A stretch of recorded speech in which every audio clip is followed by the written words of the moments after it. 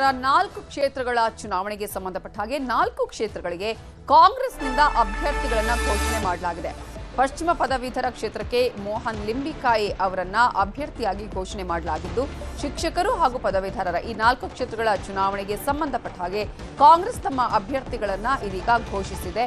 ಪಶ್ಚಿಮ ಪದವೀಧರ ಕ್ಷೇತ್ರಕ್ಕೆ ಮೋಹನ್ ಲಿಂಬಿಕಾಯಿ, ಆಗ್ನೇಯ ಪದವೀಧರ ಕ್ಷೇತ್ರಕ್ಕೆ ಶಶಿ ಹುಲಿಕುಂಟೆಮಠ್, ನೈಋತ್ಯ ಪದವೀಧರ ಕ್ಷೇತ್ರಕ್ಕೆ ಶರಣಪ್ಪ ಮಟ್ಟೂರ್, ಬೆಂಗಳೂರು ಶಿಕ್ಷಕರ ಕ್ಷೇತ್ರಕ್ಕೆ ಪುಟ್ಟಣ್ಣ ಅವರ ಹೆಸರನ್ನ ಅಭ್ಯರ್ಥಿಗಳನ್ನಾಗಿ ಇದೀಗ ಘೋಷಣೆ ಮಾಡಲಾಗಿದೆ.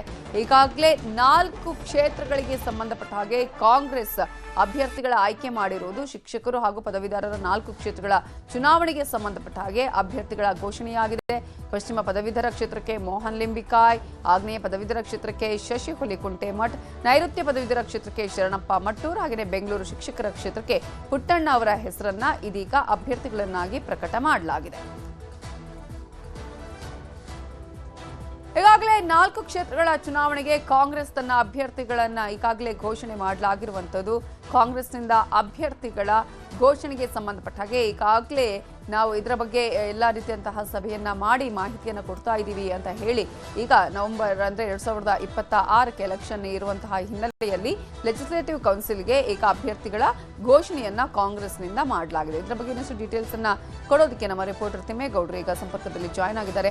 ತಿಮ್ಮೇಗೌಡರು, ಈಗಾಗಲೇ 4 ಕ್ಷೇತ್ರಗಳ ಚುನಾವಣೆಗೆ ಸಂಬಂಧಪಟ್ಟ ಹಾಗೆ ಕಾಂಗ್ರೆಸ್ ಅಭ್ಯರ್ಥಿಗಳ ಆಯ್ಕೆಗೆ ಯಾವ ರೀತಿಯಾಗಿ ಏನೆಲ್ಲ ಮಾನದಂಡಗಳನ್ನ ಇಟ್ಕೊಂಡಿತ್ತು, ಅಂದ್ರೆ ಅವರ ಆಯ್ಕೆಗೆ ಯಾವ ರೀತಿಯಾದಂತಹ ಒಂದಷ್ಟು ಅಂಶಗಳನ್ನ ಇಲ್ಲಿ ಪರಿಗಣನೆಗೆ ತೆಗೆದುಕೊಳ್ಳಲಾಗಿತ್ತು? ಯಾವ ರೀತಿಯಾಗಿ ಮಾನದಂಡಗಳನ್ನ ಪರಿಗಣನೆ ಮಾಡ್ತಾರೆ ಅಂದ್ರೆ ಶತಾಯಗತ ಗೆಲ್ಲಲೇಬೇಕು ಅನ್ನುವಂತ ಒಂದು ನಿಟ್ಟಿನಲ್ಲಿ ಆರ್ಥಿಕವಾಗಿ ಮತ್ತೊಂದು ಕಡೆಯಾಗಿ ಪದವೀಧರರು ಮತ್ತೆ ಶಿಕ್ಷಕರ ವಲಯದಲ್ಲಿ ವಿಶ್ವಾಸವನ್ನ ಗಳಿಸಿರ್ತಕ್ಕಂಥ ನಾಯಕರನ್ನ ಆಯ್ಕೆ ಮಾಡಿದ್ದಾರೆ ಅಂತ ಹೇಳಲಾಗ್ತಾ ಇರ್ತಕ್ಕಂಥದ್ದು. ಬಹಳ ಮುಖ್ಯವಾಗಿ ಇಲ್ಲಿ ಗಮನಿಸಬೇಕಾಗಿರ್ತಕ್ಕಂಥದ್ದು ನವಿತಾ ಜೈನ್ ಏನು ಪಶ್ಚಿಮ ಪದವೀಧರ ಕ್ಷೇತ್ರಕ್ಕೆ ಮೋಹನ್ ಮಾಜಿ ವಿಧಾನ ಪರಿಷತ್ ಸದಸ್ಯ ಬಿಜೆಪಿಯಿಂದ ಕಾಂಗ್ರೆಸ್ಗೆ ಬಂದಂತ ಮೋಹನ್ ಮಾಜಿ ವಿಧಾನ ಪರಿಷತ್ ಸದಸ್ಯ ಬಿಜೆಪಿಯಿಂದ ಕಾಂಗ್ರೆಸ್ಗೆ ಬಂದಂತ ಮಾಜಿ ವಿಧಾನ ಪರಿಷತ್ ಸದಸ್ಯ ಮೋಹನ್ ಲಿಂಬಿಕಾಯಿ ಅವರನ್ನ ನೇಮಕ ಅಂದ್ರೆ ಆಯ್ಕೆ ಮಾಡಿರ್ತಕ್ಕಂಥದ್ದು. ಮತ್ತೊಂದು ಕಡೆಗೆ ಆಗ್ನೇಯ ಪದವೀಧರ ಕ್ಷೇತ್ರಕ್ಕೆ ಅಲ್ಲಿ ಡಿಕೆಶಿ ಬಣದಲ್ಲಿ ಗುರುತಿಸ್ಕೊಂಡಿರ್ತಕ್ಕಂಥ ಶಾಸಕ ಟಿ.ಬಿ. ಜಯಚಂದ್ರ ಅವರ ಆಪ್ತ ವಲಯದಲ್ಲಿ ಗುರುತಿಸ್ಕೊಂಡಿರ್ತಕ್ಕಂಥ ಯುವ ಕಾಂಗ್ರೆಸ್ ಮುಖಂಡ ಶಶಿ ಹುಲಿಕುಂಟೆಮಠರವರನ್ನ ಆಯ್ಕೆ ಮಾಡ್ಕೊಂಡಿರ್ತಕ್ಕಂಥದ್ದು. ಮತ್ತೊಂದು ಕಡೆಯಾಗಿ ನೈಋತ್ಯ ಪದವೀಧರ ಕ್ಷೇತ್ರಕ್ಕೆ ಮಾಜಿ ವಿಧಾನ ಪರಿಷತ್ ಸದಸ್ಯ ಶರಣಪ್ಪ ಮೆಟ್ಟೂರವರನ್ನ ಆಯ್ಕೆ ಮಾಡಿರುವಂಥದ್ದು. ಮತ್ತೊಂದು ಕಡೆಯಾಗಿ ಇನ್ನು ಬೆಂಗಳೂರು ಶಿಕ್ಷಕರ ಕ್ಷೇತ್ರಕ್ಕೆ ಸಂಬಂಧಪಟ್ಟಂತೆ ಹಾಲಿ MLC ಆಗಿರ್ತಕ್ಕಂಥ ಪುಟ್ಟಣ್ಣವ್ರನ್ನ ಆಯ್ಕೆ ಮಾಡಿರುವಂಥದ್ದು. ಹೀಗಾಗಿ ಈ 4 ಆಯ್ಕೆಯಿಂದ ಗೆಲ್ಲಲೇಬೇಕು ಎಂಬುವಂತ ಒಂದು ಮಾನದಂಡವನ್ನ ಇಟ್ಕೊಂಡು ಇದೀಗ AICC ಪ್ರಧಾನ ಕಾರ್ಯದರ್ಶಿ KC ವೇಣುಗೋಪಾಲ್ ಅವರು ಒಂದು ಅಧಿಕೃತ ಆದೇಶವನ್ನ ಅಂದ್ರೆ ನೇಮಕಾತಿ ಪಟ್ಟಿಯನ್ನ ಬಿಡುಗಡೆ ಮಾಡಿರುವಂತದ್ದು. ಇಲ್ಲಿ ಯಾಕಂತ ಹೇಳಿದ್ರೆ ಶೀಘ್ರದಲ್ಲೇ ಎದುರಾಗುವಂತ ಈ ಒಂದು 4 ವಿಧಾನ ಪರಿಷತ್ ಕ್ಷೇತ್ರಗಳೇನಿದೆ ಇದು JDS ಅಲ್ಲ ಕಾಂಗ್ರೆಸ್ ಮತ್ತೆ ಬಿಜೆಪಿಗೆ ಒಂದು ರೀತಿ ಪ್ರತಿಷ್ಠೆಯ ಕಣಗಳು. ಸೊ ಹೀಗಾಗಿ ಈ ಒಂದು ಕ್ಷೇತ್ರಗಳಲ್ಲಿ ಶತಾಯಗತೆ ಗೆಲ್ಲಲೇಬೇಕು ಅನ್ನುವಂತ ನಿಟ್ಟಲ್ಲಿ, ಯಾಕಂತ ಹೇಳಿದ್ರೆ ಆಗ್ನೇಯ ಪದವೀಧರ ಕ್ಷೇತ್ರದಲ್ಲಿ ಬಿಜೆಪಿ ಅದು ಒಂದು ರೀತಿ ಪಾರಪತ್ಯವನ್ನ ಸಾಧಿಸ್ಕೊಂಡು ಬಂದಿದೆ.